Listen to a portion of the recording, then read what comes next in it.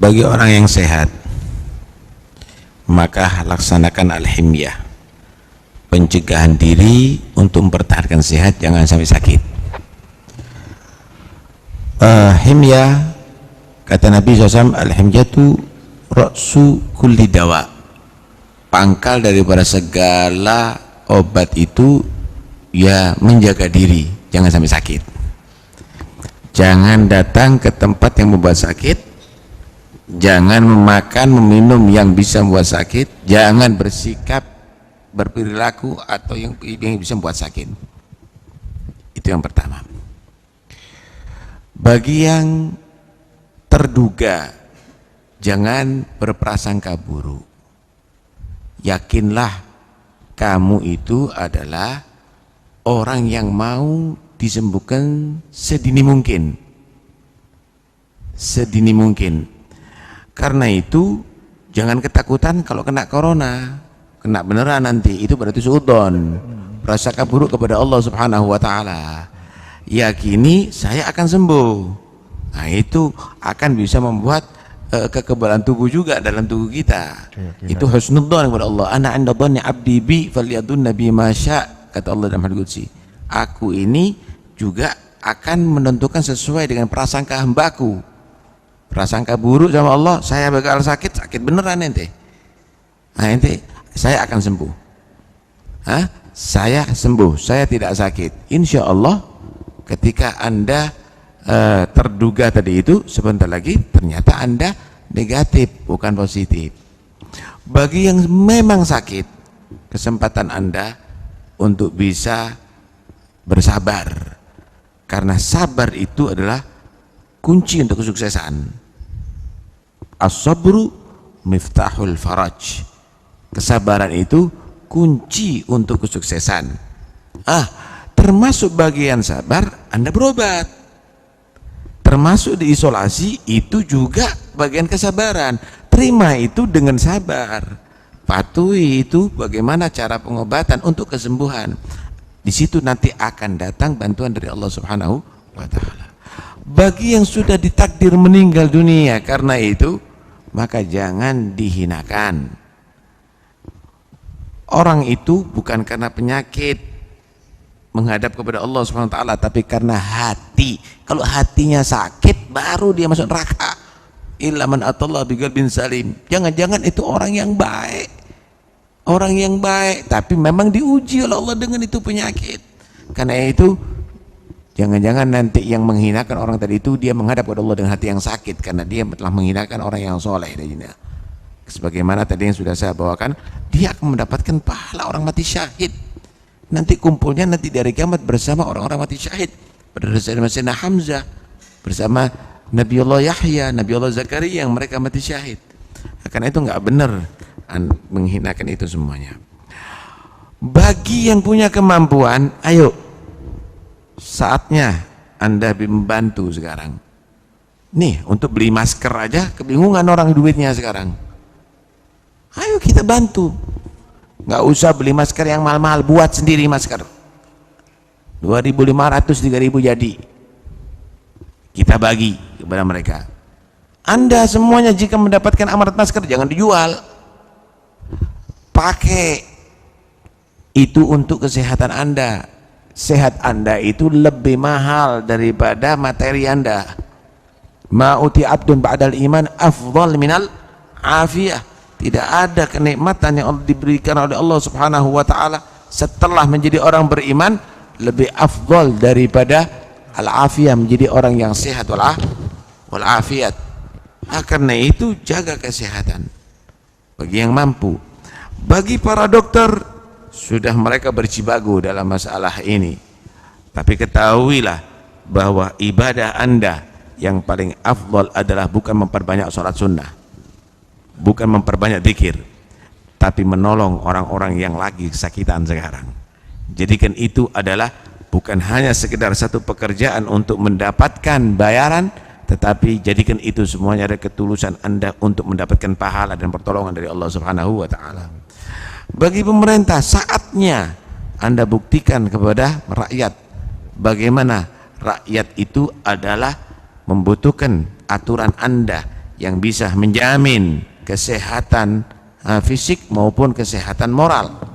Ya, sekarang kesehatan fisik bagaimana semuanya tadi itu dijaga. Jangan sampai ada kerumunan, jangan sampai di situ ada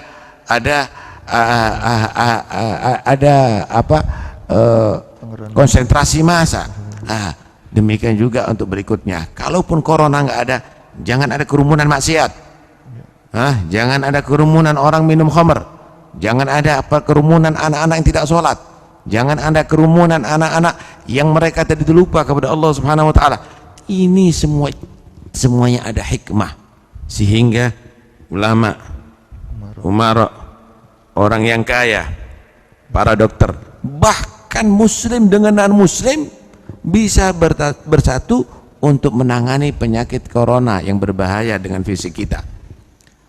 Kita berharap juga kita bersatu untuk menangani yang berbahaya untuk penyakit akhlak moral anak-anak kita, penyakit hati kita semuanya.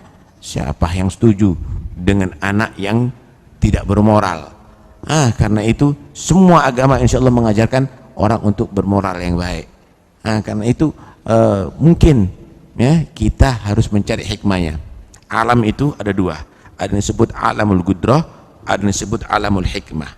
Alamul gudrah itu adalah sesuatu yang memang tidak bisa diikhtiarkan oleh manusia. Contoh, matahari terbit dari timur, terbenam dari barat.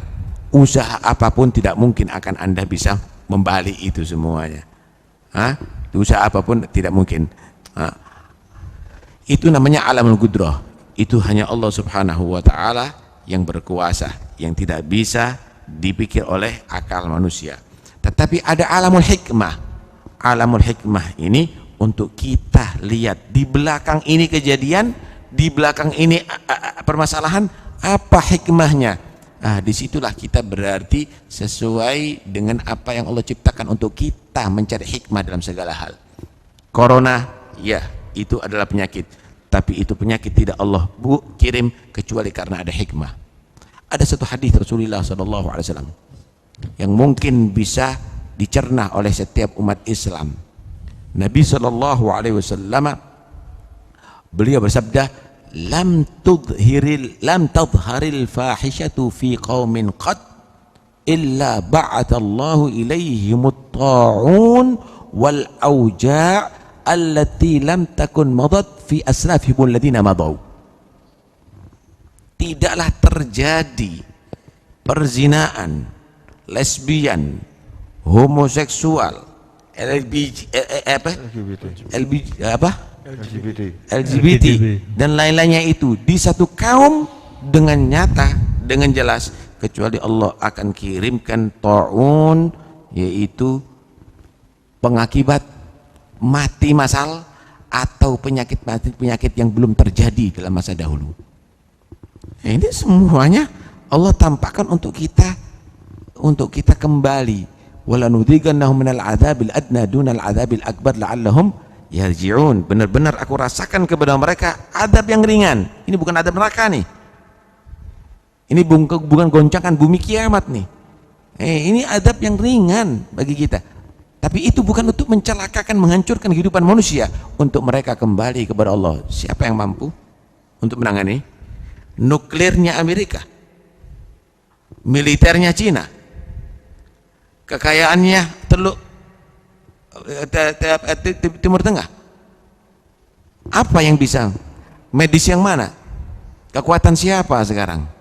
Kita kembali kepada Allah, kita taubat, kita khudu kepada Allah Subhanahu wa taala. Karena itu, ayo kita kembali ibadah.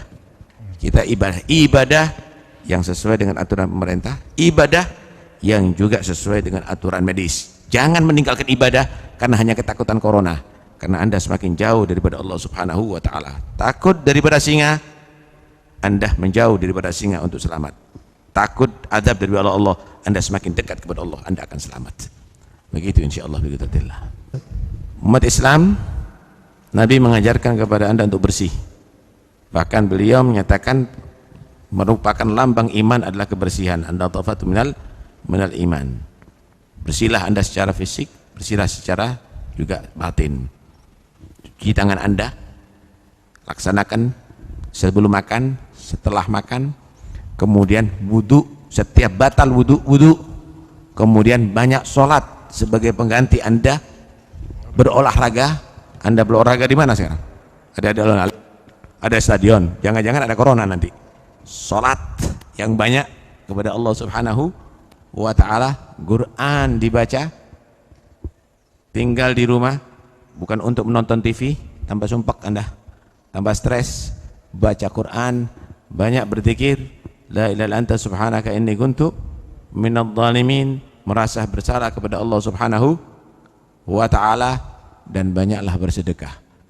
Niatkan untuk daf'ul bala, karena kata Nabi SAW, as-sadaqatu tadfa'ul bala, sedekah itu adalah akan menolak bala. Ikuti resep Rasulullah, insya Allah kita akan selamat dunia sampai akhirat.